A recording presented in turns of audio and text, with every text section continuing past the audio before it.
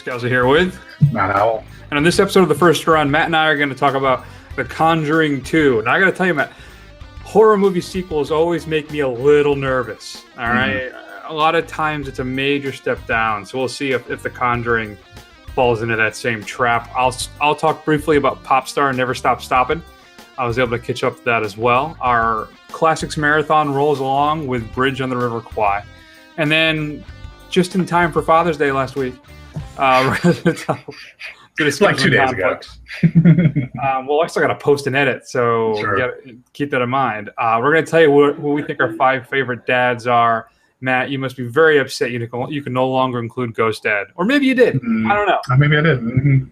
Either way. Well, I'm an iconoclast. I can do what I want. That's true. So let's take a little, let's hear a clip from The Conjuring Part 2. This is my alum. Get out now. No, this is not your house. Now, what's your name? My name is Bill Wilkins, and I'm 72 years old. What do you make of that voice? Sounds confused. Is he senile? The voice on this tape is coming from an 11-year-old girl. They're calling it England's Amityville. There is a family that desperately needs our help. After everything we've seen, there isn't much that rattles either of us anymore. But this one still haunts me. Does it feel like the voice is coming from inside you? More like it's coming from behind me. Like I'm being used. Janet, are you all right? Stop calling me Janet. She's such a good girl. What is there wrong with her? An oppressing spirit will try to force you to commit the ultimate sin. And what's that? Murder, suicide, or both.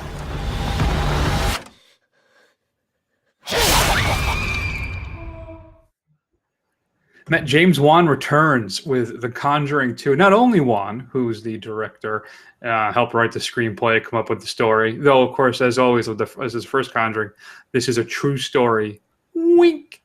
Vera Farmiga and Patrick Wilson, of course, return as the Warrens as well. This time, though, Matt, we are in England investigating the, what do they call it again? The Enfield poltergeist. Thank you. Not Enfield, Connecticut again, which we always get a nice little shout out because this show originated from Connecticut. But still, yeah. So this time we're traveling abroad to really just tell the ghosts to stop it. Just, Chill, bro. Just chill. Let's pump the brakes a little bit, shall we? So there's a few things I want to talk about, but I guess the first question, as we do with comedies, is similar with horror films. Matt, did this scare you? Did it deliver the goods? It had its creepy moments, a lot not as many as the Conjuring, the first one.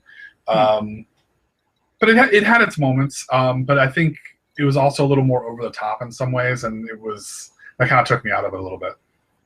How so? What was over the top about it for you? I'm curious. Well, I don't want to spoil some of the as it progresses, as it gets closer and closer to the climax, just some of the stuff that's going on is pretty. Even stretches the limits of what I can even say. Okay, maybe this is even based on a true story, but I don't know. I mean, it's towards the end there. I think it kind of falls apart a little bit. Yeah, there's 2 different tracks for the whole based on a true story, right? There's just stuff like Blair Witch, which is patently not real, right? Patently untrue, and then there's stuff like The Conjuring 2 here, which is based on an actual documented event. Now, was it really ghosts? No. But it was something that happened that actually happened, right? And the Warrens did investigate it exactly. So, all right. So I got to tell you, for me, Matt, I thought it was pretty successful. I found there was some really great scares in this. I enjoyed the ending on this better than I did the first film, though it is kind of abrupt. I think I still enjoyed it. It does kind of wrap up rather quickly. There's a mystery at the heart of the film as well that I think Juan does a good job of just kind of rolling along. I don't know. Yeah. I got to admit, I didn't know if the mystery was going to be connected to the overall arc of the film. So maybe I'm just an idiot, but I didn't see that coming as much. I assumed there'd be some type of tie-in, but I didn't go where I expected it to go, which is good, right? You know, you want to know as little as possible about this stuff. So I don't know. One of my big notes I wrote down, it's manipulation at its finest. Juan does a great job of manipulating you as a viewer, right? The camera angles, how he does certain shots, like when we're investigating slamming doors or weird sounds, you'll notice the camera turns with the actor as if we're in that same role. So yeah, he does a great job of setting that stuff up. I don't think there were too many occurrences where people did things that normal people wouldn't do in that situation, which is always an issue for me. You know, when you watch a scary movie and the person goes, like, there's something similar to that with the Neon Demon, which I'm not sure if you're going to see yet. I saw a sneak preview of it the other day. I could spend an hour to maybe a week talking about that film, so we won't get into it now.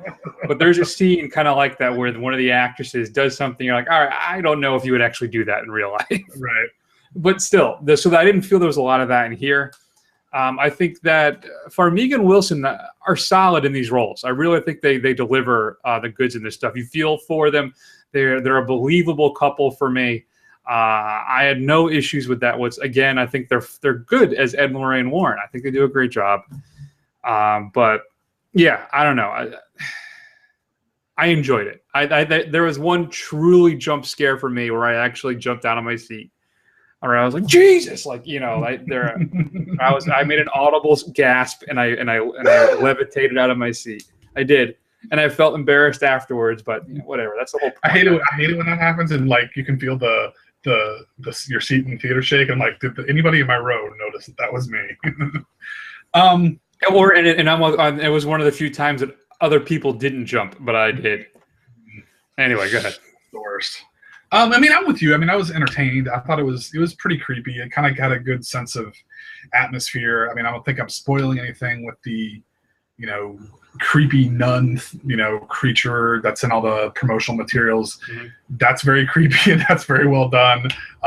You know, the scene with the painting, even though you know it's going to happen, that was creepy. That was creepy. Yeah, all that stuff, you know, was. You know, it was good. I mean, I did like that. I mean, but I just, again, you know, the story kind of pushes through and kind of falls apart towards the end for me. But I mean, overall, I thought it was a pretty enjoyable, you know, horror film. I mean, it's hard to do well, and it's certainly done, you know, good enough, I think. That's a ringing endorsement. One of the things I think is interesting. Sorry, go ahead. Well, I'm just saying, I mean, it's not terrible. It's not something you're going to laugh at, but I don't think it's going to be next year when we're talking about great horror movies. I don't think this is going to make the list. Fair enough. I'm trying to think. I haven't seen that many horror films so far yet this year. I don't think I really have, which is usually a very strong staple of my movie watching diet. Mm-hmm. Well, there hasn't been that many as far as I can remember. Well, there's that, but also there's a big old back catalog of stuff you can always find too. And something that's hit Netflix in July I'm very excited about is The Invitation. Is going Netflix exclusive. So I've been really looking forward to seeing that. So I'm glad. Maybe we'll talk about that on the show. It's supposed to be really good. So we can check that out. But I'm wondering, as I've gotten older now, like I used to really dig into the whole Italian, Spanish horror films, particularly like the gore stuff, the Fulci stuff. Yeah. And I've noticed my appetite for that has lessened as I've gotten older. I'm not sure what that's about. I don't know if it's, I don't want to use the word maturity, but there's, I guess, just your tastes change, right, as you get older. True. I find myself getting more into more dramas than you know. Oh boy, you're turning into an Academy voter. Don't do it, man. So, and one thing too, do you know this thing is 2 hours and 13 minutes long? Yeah, it was a long film, but it didn't feel like it was that long. Exactly my point. I didn't feel like that at all. He paces this exceptionally well. So I think kudos all around for me for James Wan on this. I'm hopefully looking for another sequel too. I got to tell you, they're going to do, from what I understand, they're going to do a spin-off of the Nun story. Like they did with Annabelle. And I got to tell you, Annabelle was a big letdown for me. I think the scariest thing about that movie is the first 8 to 10 minutes of it. And after that, it's just kind of ho-hum.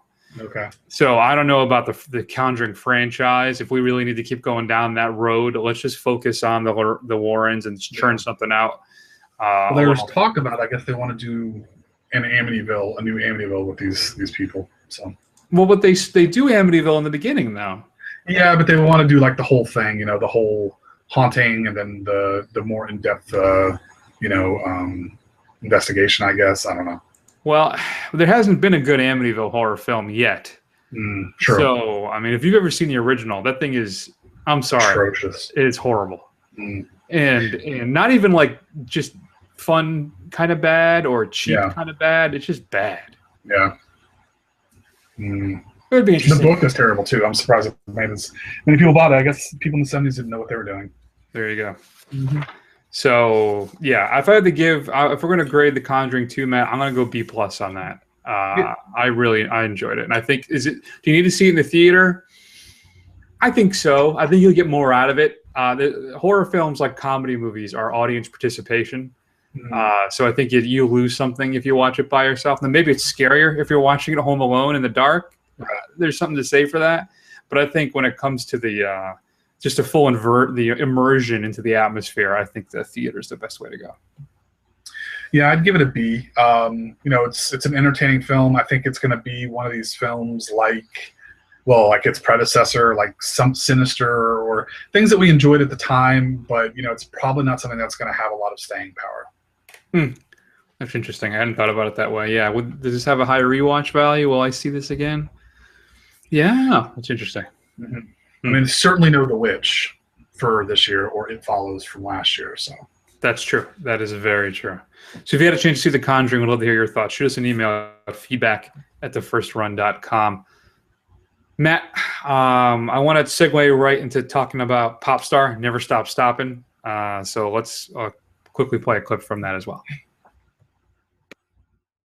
First of all, this is an 18,000 seat arena. Nobody sells this out. You sold 15,000 seats. That's still really good. No, it's not good. Hammerleg sold this place out last week. Well, Aquaspin agrees with you. They're concerned about ticket sales. What? But it's an 18,000 seat place. Nobody sells that out. Hammerleg did last week. Look, the low record sales is making them nervous.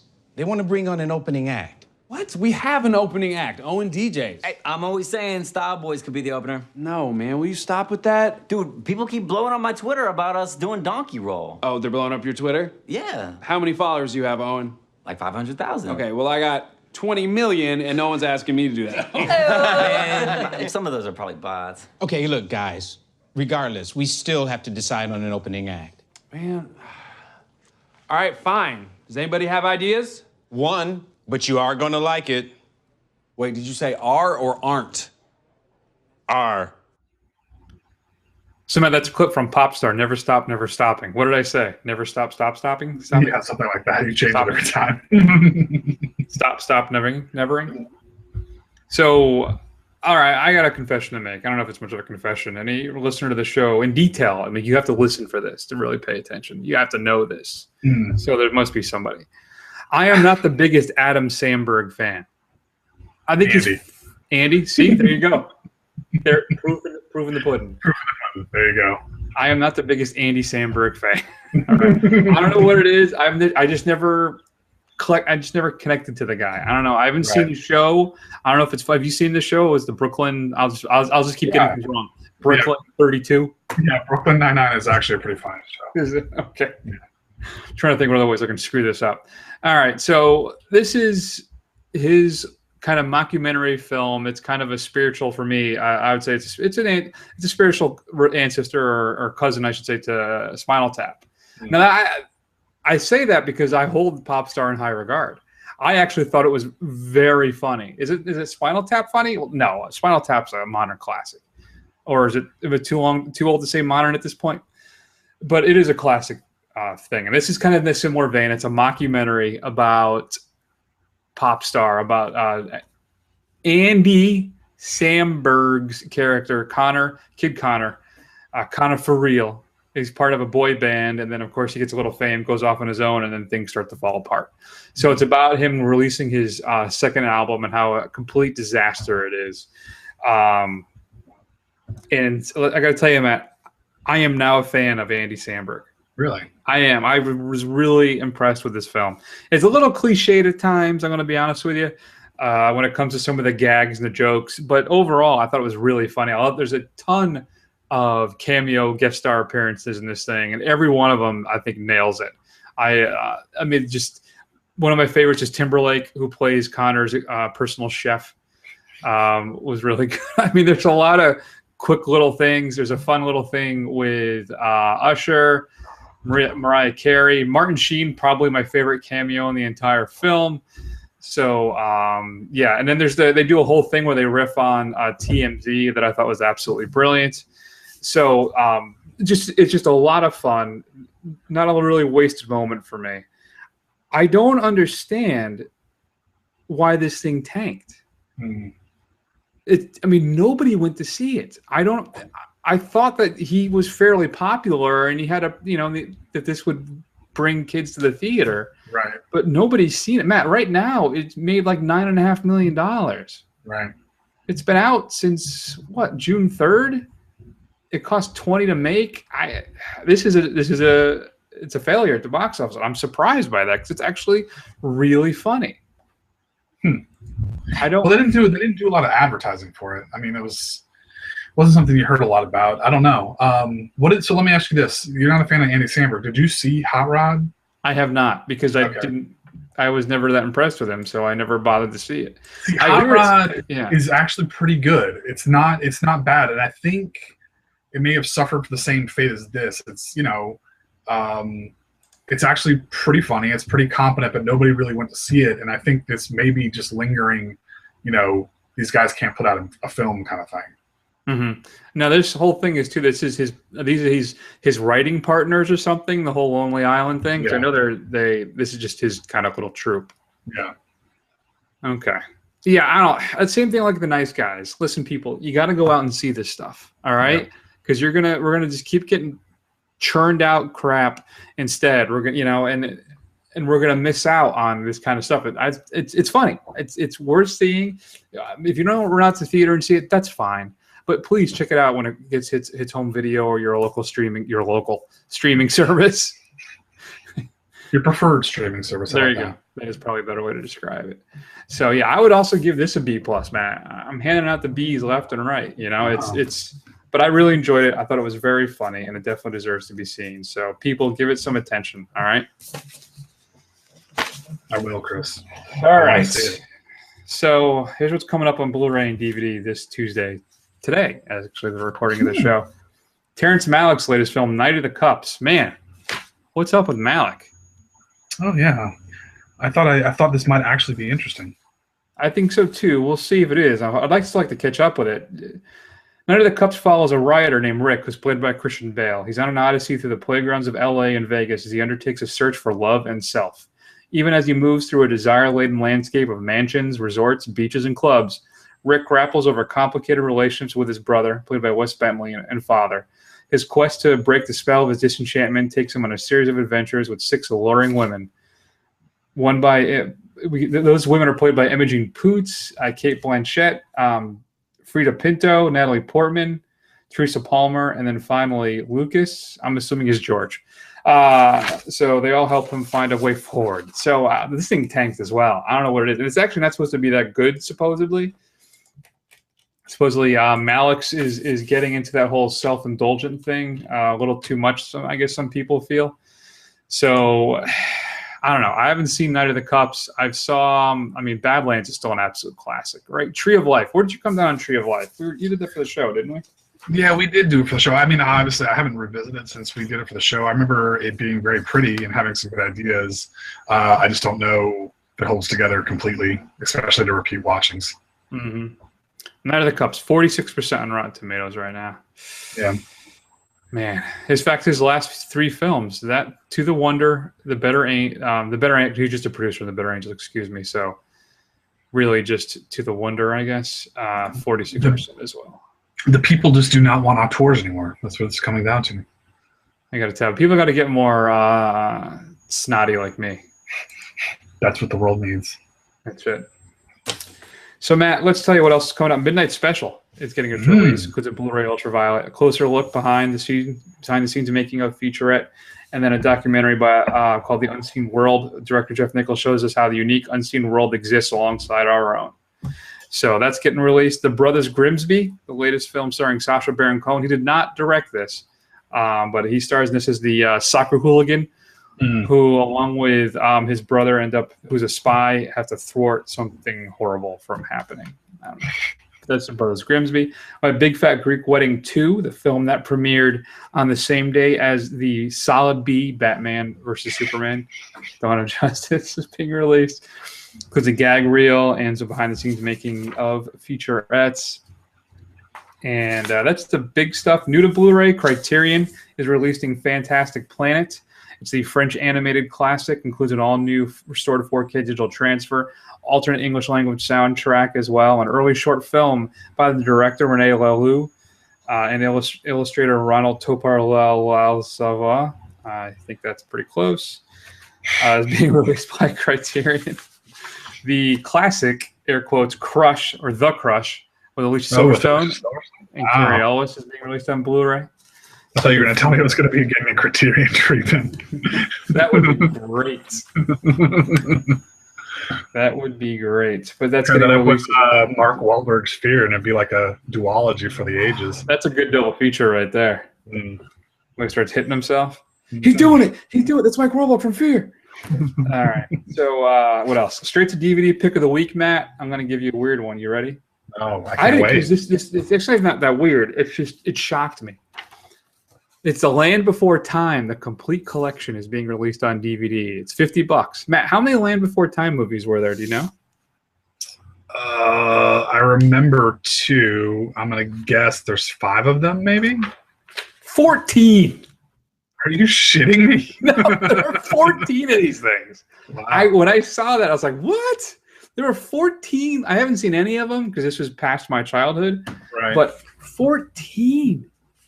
Wow. That is commitment. That's impressive. That's crazy.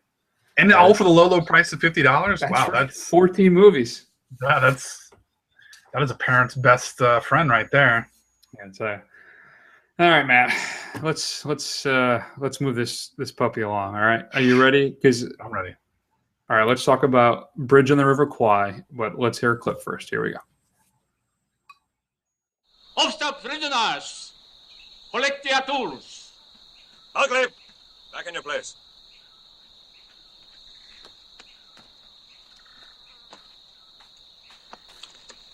I must call your attention, Colonel Saito, to Article 27 of the Geneva Convention.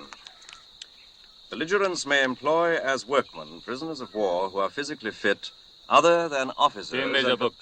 And by all means. You read English, I take it. Do you read Japanese? I'm sorry, no. But if it's a matter of precise translation, I'm sure that can be arranged. You see, the code specifically states that the... Down first in the ranks! You speak to me of code? What code? The coward's code. What do you know of the soldier's code? Of Bushido? Nothing! You're a word of command!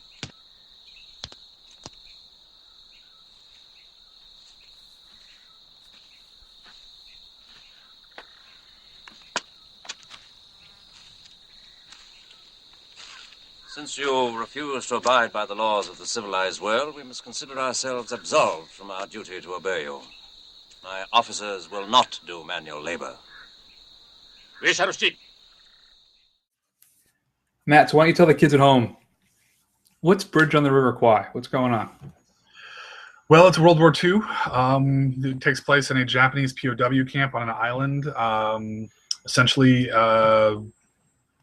a battalion, I don't know, I guess I'm assuming it's a battalion, a large force of captured British soldiers and various members of their British Empire get marched into camp and led by Alec Guinness. And it's really kind of a battle of wills between the Japanese commander and Alec Guinness. And in the between, they're forced to work and build a bridge.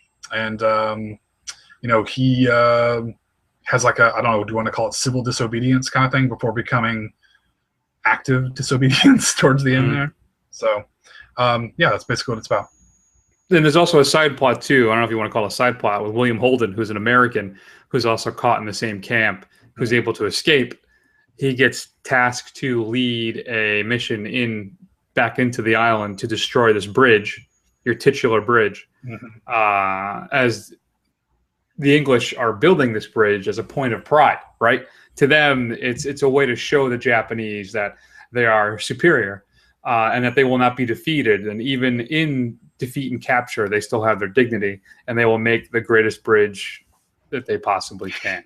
That they can make out of coconuts. That's right. They should have called the professor in. They could have. It would have been done in a week. That's right. So, Matt, there's a few things about this film. One of it saying some people think it's anti-British. I would have to say I would agree with that in many ways. You think so? I think so. I think Alec Guinness had some real concerns with the film because of that, and I guess him and the director got into a few rows about that. Nice British turn of phrase there. Thank you very much. So, and I got it too. I had issues too because every time I'm thinking, "Wow, Ben Kenobi's building a bridge." That's my Alec Guinness is Obi-Wan. I know. So whenever I hear the voice, that's what I hear. But it's not even. He doesn't have the same inflection or anything. So it's still. It took me a second there. I'm like, that's Alec Guinness, but that's not Obi-Wan. He's not my Obi-Wan. Right. So it won a whole bunch of awards, Matt. I mean, it almost swept the Oscars, at least all the major categories here. You know, it won Best Picture, Best Director, Best Actor, Screenplay, Scoring, Editing, and Cinematography. So it was a fairly popular film at the time. Right. I think I was more involved with William Holden's character. There was more humanity for me there than there was with Alec Guinness and the rest of the British crew. I don't know what it was. I just connected with Holden's arc more. I got to tell you, man, that guy's a man's man. Whew. William Holden, he is, he's a hard drinking guy, and he's one of the best actors that ever lived. And we've had a run of just exceptionally strong performances. Now, comparatively, he's at the bottom of this marathon with me, but still, it's fantastic. I really enjoyed him in this film. Alec Guinness too. I think part of the issue is he's so dedicated to honor and portraying the proper British soldier that at times I almost was like, yeah, all right, I get it. Okay. But I think it's more of a tribute to his performance. Right. How much I wanted to slap him sometimes, even though he's doing the best he can to be the best man he can be in some really just horrible circumstances. And there's other criticisms with the film too, is that it kind of whitewashes how the British were treated by the Japanese. It was not.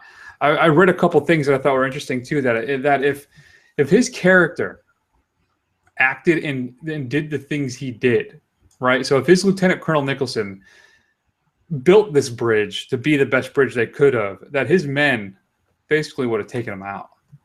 That in reality, because people think this is not a true story. It borrows from certain events during World War II that happened, but it's not a true story. But people said, they would have, in real life, they would have sabotaged the bridge at every opportunity when they were building it.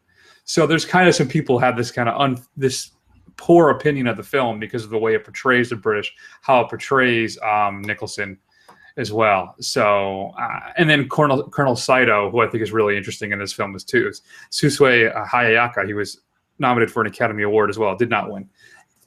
But his performance as well, because think about it, man. I think it does an interesting job of showing that how much he is bound by honor to get this bridge completed. And if he doesn't, it's seppuku time, baby. He has to kill himself if he doesn't get the bridge built. So I think it's interesting that we spend some time with him and get that perspective as well. I don't know. I enjoyed it. I think outside of this, may be for me number 4 out of the 5 so far, and we haven't seen the 5th yet. Yeah. You think you liked Gone with the Wind better than this? There are parts of Gone with the Wind I like better than this. It's really a tie for me right now. I'm not sure. There's still the racism of Gone with the Wind. It still bothers me. So I don't know. I'm on the fence on that. Maybe you're right. Maybe this should be 3 for me right now. I'm not sure. I've been babbling now for a while. Save this segment of the show. What do you think? Well, that's a heavy ask of me, Chris. Thanks a lot. I mean, I'm with you. I was kind of underwhelmed by the film. I just want to point out an unrelated note or a related note that if we ever decide to do something like this again, let's also look at maybe how long the things we're picking are, because this is a good almost 3-hour long movie. And it had a lot of subtlety to it as far as kind of the back and forth and the kind of the morality of what they're doing and the kind of engagements of war and all that kind of stuff. And as a good, kind of thought discussion is fine, but as a piece of entertainment, I don't know, it just kind of left me cold a lot of the time. And as you said, I didn't sympathize with very many characters except for, the American escapee. But yeah, I guess for me, I think I still like this better than Gone with the Wind, just because of all the racism and that's in Gone with the Wind, and the fact that it's like 4 hours long, and it drove me crazy. But yeah, it's a weak number 3 for me. Yeah, one of my notes is it didn't feel epic to me, unless you mean long. Yes. I mean, I still enjoyed it. I appreciated the nihilism of the film at the end when basically nobody makes it out alive. Right. I kind of appreciated that they were willing to go that direction in the 50s. Yeah. So there wasn't like a super happy ending. I thought maybe the ending itself was a little contrived. I'm talking particularly about Alec Guinness's character's fate. I'm glad he has the revelation that he does, but how his character meets his ultimate end and the result of that end, I was like, all right, it's a little too Hollywood for me. Yeah. So, but still, it's not without its high points. Especially, it's beautifully shot, man. I got to tell you, there are some gorgeous shots in this film. So, and I think it's something you should definitely see.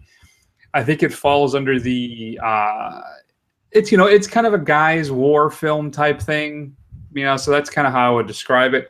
But it's good. I enjoyed it. I don't know. Out of all, it doesn't have for all its horribleness, Gone with the Wind still does have an epic feel to it. Right? It does. On the Waterfront is just classic because of all the performances, particularly Brando. Same thing with Rebel Without a Cause. Because remember, James Dean, remember, Matt, every gesture is an earthquake in that film. I forgot you said that. That's right. In my most pretentious moment ever on this show. So, but still, none of that. There was nothing in this film that reached any of those peaks for me. Right. That's all. So solid. Again, I would go B plus again. I don't know if that's heresy for me to say that because this is a much loved film, but I would say B plus for me for A Bridge on the River.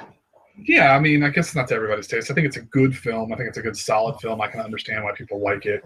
But, it's just not one that's up to, even as a war film, is not really something that's up to our sensibilities and expectations. So, yeah, I think you should check it out, obviously, if you're, want to be a completist and are kind of interested in this kind of stuff. But, I mean, I wouldn't put it on the first of your list or anything like that. Yeah. Next week, we should be having an epic war film, right? Lawrence of Arabia. It's supposed to be one of the great epics of all time. So we'll see. You're shaking your head already, huh? More Alec Guinness, and it's almost 4 hours long. So really bookending on those two things. So it's thought it'd be interesting. Yeah. All right, Matt. So if you had a chance to see Bridge on the River Kwai, shoot us an email, feedback@thefirstrun.com. I don't know if we lost any credit on this because we just didn't enjoy it as much as some of the other ones or just weren't as overwhelmed by it. It's still good. It's solid. It's good. Watch it. It's fun. Fun. Fun's not the right word. It's check it out. All right, Matt, let's hear one more clip, if I may, and we'll get into who we think are the five best movie dads. All right, let's get into it. Get into what, Jack? Get into this. The house is a mess, Jack. The kids are a mess, Jack. You're a mess, Jack. Did I leave anything else out? Want to talk about the beard? All right. The beard's in its transitional stage right now, that's all. When it comes in, it's gonna look great. And it's gonna look like a movie star, what's his name? Orson Welles? No, Orson Welles. Oh, I get it. Fat jokes, right? That's real funny. Yeah, I've put on a couple of pounds. So what? Come on. What else do you have? You want to talk about this shirt for a second, Jack? All right. You've been wearing this shirt around the house for about 2 weeks now. It can walk around by itself. Why don't you retire that thing to the Dry Cleaning Hall of Fame, huh? Because it's a comfortable shirt. Jack, take a look at yourself. You've really thrown in the towel, honey. My brain is like oatmeal. I yelled at Kenny today for coloring outside the lines. Megan and I are starting to watch the same TV shows, and I'm liking them. I'm losing it. Matt, this is going to be my Atticus Finch memorial list. I think it's too easy to go Atticus Finch, To Kill a Mockingbird. And if that's your number one, I apologize for kicking it out the door already. But that's my memorial Atticus Finch list. So how many times does Atticus Finch come up on any of these lists? I can't think of a single one of the hundreds of shows that we've done. That's true. I don't think he has, but I still think that it's the easy number one. It's the reason and this is the argument we had when we talked. I can't even remember what it was, like twists or something, and I brought up Empire Strikes Back first, and you said no, that was too easy. I'm like, it's the most iconic moment that you have to pick it. It's just the way it is. That's the problem. It's so obvious. There's no build up. There's no surprise. There's nothing interesting about that. There isn't. But but you cannot deny that it is the best twist. Except I get that. I understand that, but still, it's and then the same thing. The problem with Atticus Finch too. The whole thing is, when she wrote the sequel, it turns out Atticus Finch is a horrible racist as well. But we didn't know that at the time, and neither did Gregory Peck. All right. So I think I've been leading off lately. So why don't you start off? Who do you think is the fifth? We're going to go backwards now. Atticus Finch, number one. What up? All right. Clearly, that's your number. You know what? Then that's fine. I'll tell you my number one as well. Then because afterwards, if you think about it, it's just as obvious. All right. And it's George Bailey. Oh yeah. See, the thing that kept George Bailey off my list is that he was going to friggin' kill himself and take himself away from his family. Yeah, that's a good father, George. He did kind of wish his family out of existence, didn't he? Yeah. No, George. but only as a test. He didn't even really. They just showed it to him what his life would be like. It's not like they would actually. It's not some cornfield Twilight Zone thing. All right? And George Bailey is a rock solid guy. And it has possibly that film, It's a Wonderful Life, has one of my all-time favorite scenes. I think I cry at it almost every time I see it. Almost every time. In fact, there's a few times in that film that gets you right in the feels. Yeah. But it's when Mary's a little girl and he's a little kid too, and he's putting the coconuts on the ice cream. He's doing something with the ice cream, and then she leans in and she goes, "Is this your bad ear?" And she goes, "George Bailey, I will love you to the day I die." And every time that gets me. And of course, the ending when everybody shows up and gives them all the money. Spoiler. It works out for him. That's right. So he's my number. So Bailey's my number one. All right. So now let's start. All right. So what's your number five? Number five? Okay. We're going to loop back around to the other side of the list. I was not prepared for that.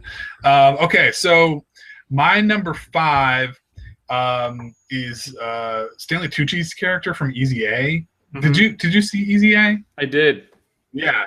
Dill is a charming man. He seems like a fun father to be around, doesn't take anything too seriously, and is funny and supportive. I mean, obviously not. I mean, I think we're going to get into some dads who maybe do a little bit more, but I think he's an actual cool dad that you would want to have, I think. Mm-hmm. Mm-hmm. No, I think that's a pretty good pick. My number five, then, I think I'm going to go with Brian Mills. Okay. So I'm thinking if I ran into a tight spot and I needed my dad to come save me, it was real tough. It was between John McClane and Brian Mills. I was trying to go back and forth which dad I wanted to have. Since John McClane isn't so concerned about I mean, he's concerned about his family, but the focus of his arcs are not about saving his family, right? Right. Except maybe the one with the last one with Captain Personality, Jay Courtney. I didn't see that one, thankfully. So, good God, that's a horrible film. But anyway, so I'm going to go with Brian Mills because there's really nothing he won't do to save his daughter. Yeah. Doesn't do as good a job as saving his wife. No. But his kids, his daughter. Yeah, but this is about dads. This is about dads right now. This is not about husbands. Exactly. Dads. So I'm going to take my number 5 as the man with a very particular set of skills. Yeah, my number 4 was Brian Mills as well. I mean, you gotta, if you have the option of having a dad who could rescue you from, human trafficking, slavery from Eastern Europe, that's what I want. And torture a guy to death with two electrified nails in his kneecaps. I mean, that's some pretty hardcore stuff. He's got a very particular set of skills, and I would like to learn some of those things. Only in the unrated version. That's what he does. The kneecaps. Oh, okay. Yeah, the PG-13 version. I can't remember what it is, but that's not the nails. It's too bad. It is. My number 4 then was your number 5. It's Dill Pendergast, Stanley Tucci, and Easy A. Possibly one of my all-time favorite lines. I shouldn't say all-time, but for the past, when did that movie that came out? The past, I'll just say the past 10 years. One of my favorite lines in a comedy is when they're just the family sitting around the kitchen, and they have the adopted kid there. And then he goes, well, I said something about being adopted. And Tucci looks at him and goes, who told you that?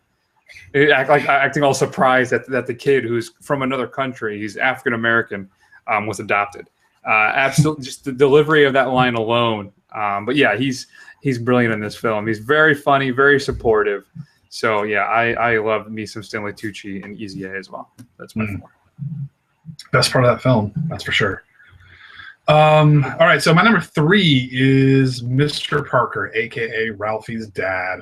Ralphie's long-suffering dad, and I think he's the type of dad that I think a lot of us can recognize, or at least I can recognize. A lot of swearing, kind of gruff, but at the end of the day, he cares for his family, and he takes care of them, and he's ultimately an all-around good guy, even though he may, poison the atmosphere above Lake Michigan with all of his swearing. So.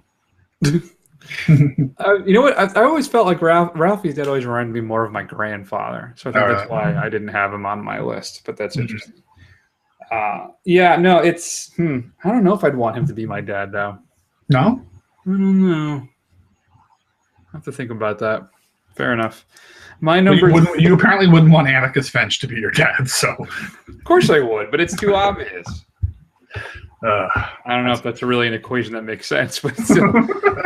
My number 3 is Mac McGuff. J.K. Simmons in Juno. Exceptionally supportive. Yes. Whip smart. Very funny. I mean, I love me some J.K. Simmons, and I think my exposure to J.K. before this, I never saw Oz, so I know him as Dr. Emil Skoda, I think, for the most part on Law and Order. I think this may have been my first real introduction to J.K. Simmons, who I absolutely adore, who's playing Commissioner Gordon in the new Batman. Have you seen the internet stuff with him all jacked up? Yeah, he's getting ripped, dude. I don't know why he needs to do that. That's weird. He was always kind of, True, but he's my number 3, Mac McGuff. Well, he was my closer since I already spoke my number 1, so he's my number 2, Mac McGuff. And Juno. I think the relationship he has with Juno is fantastic. I mean, he obviously, doesn't necessarily approve of what she's done, but he supports her decisions, and he's a very funny dad, almost to Stanley Tucci levels. But yeah, J.K. Simmons really pulls that one off. Yeah, he's fantastic in that. I think definitely one of the highlights of the film. I haven't seen that in a long time. I'm nervous it doesn't hold up. Yeah, I haven't seen it in a long time either. I don't know how to see. I don't know how well Honest to Blog is gonna hold up. Exactly, the hamburger phone, all that stuff. All right, so my number 2, I am shocked this is not your number 2. Okay. So as I'm thinking about it now, he'd probably actually be a horrible father. And that's Dr. Henry Jones. He probably would be a really bad he was very nice. He was not a very good, pretty strict disciplinarian. I mean, turned into the man he was today, but there's that. Wouldn't want to be hanging out with him for your formative years, that's for sure. Yeah, he's pretty much an absentee dad too. Man, he shouldn't be my number 2 then. Hell with you, Dr. Henry Jones. Pull somebody from the honorable mentions. All right, I'll go with Anakin Skywalker. Oh wait, no, that's bad. No, yeah, that's bad too. How about when he's Darth Vader? How about that? All right, Hi. What about Hi? What about Hi from Raising Arizona? There you go. In these huggies. So I guess I'll jump into my honorable mentions then too, Matt. I had Clark Griswold, but I don't know if I want to have a dad that's an absolute screw up. Yeah, it's a complete buffoon. Jack Butler from Mr. Mom, Michael Keaton. I haven't seen that movie in forever. Does it hold up? Is what I want to know. I don't know. I remember loving it when I was a kid. That's a good question. I don't know. Matt King, George Clooney and the Descendants. Solid, rock solid dad, I think, in that one. This is a little off base, a little off kilter, I'd say. Marlin from Finding Nemo. I'm going to go then with, if I really needed him, if I'm being more practical, I might go Viggo Mortensen in The Road. There you go. He is good at killing people. Depends on the environment. You may want to go down that route. Of course, then there's Vito Corleone. Always an option. I wouldn't go with Pacino, though. I wouldn't go with Michael. But I might go with Vito. And then finally, of course, the granddaddy of them all, the ultimate dad. The dad who sacrificed everything to save his son that maybe someday could help save his adopted planet. Of course, that is Jor-El. I mean, I thought about putting that on there just for that speech that he gives. I mean, that's really all he contributes, but man, that Marlon Brando speech is excellent. I should clarify. It's Brando Jor-El and not Russell Crowe Jor-El. Not that Russell Crowe Jor-El is that bad, but I think you're going to go Brando Jor-El. What about you? Any honorable mentions there? No, I did not have any honorable mentions, although I did consider many of those. So I'm going to piggyback off your list there, Chief. Awesome. All right. So those are them. Shoot us an email, feedback@thefirstrun.com. Who are your 5 favorite movie dads? We'd love to hear your thoughts. Matt, we got to do some Preacher talk soon. We're a little behind on that. Scheduling issues have pushed it out. We're going to rewatch episode 3. I got to watch episode 4. And then we can maybe do a little quick double episode or something like that. Who knows? We can do whatever the hell we want. It doesn't matter. Who cares? Okay. We're the bosses. That's Deal right. with it, internet fans. As long as we stay within this season of getting shows posted, I'll be happy. So check us out on Facebook and Twitter. We're also on YouTube. You can watch the live stream of the show. Just do a search for The First Run. We'll come right up. Matt, that's the big show for this week. Next week, what's coming up? I think you and I are a little bit on the fence at the moment, right? I'm going to talk about Neon Demon for about 3 hours. Okay, that sounds awesome. I don't know if I loved it or hated it. It's a little preview. Boy. Are you going to watch it again before this little show? I'm Are you going to kind of solidify your opinion? I'm considering that. I'm still digesting the film. And if you've seen the movie, you know what I'm saying. Maybe we'll do Finding Dory. Maybe a nice palate cleanser. There's that coming out as well. Swiss Army Man's coming out soon, Matt. I'm interested to see that. So we'll see. It'll be a surprise, maybe even to us. Yeah, maybe. I'm surprised. You know, I still haven't seen Only God Forgives. Really? Yeah. I think it's on Amazon. Is it? Okay. It was. Check it out. I know it was on Netflix, but then it kind of disappeared. So. Yeah, no, I think you're going to hate it. I'd be interested to hear your opinion. All right, laying it out there. There it is. So we're going to take an extended break, and we'll see, I guess, all when we see it. Maybe a week. I don't know. Maybe sooner. Bye. Bye.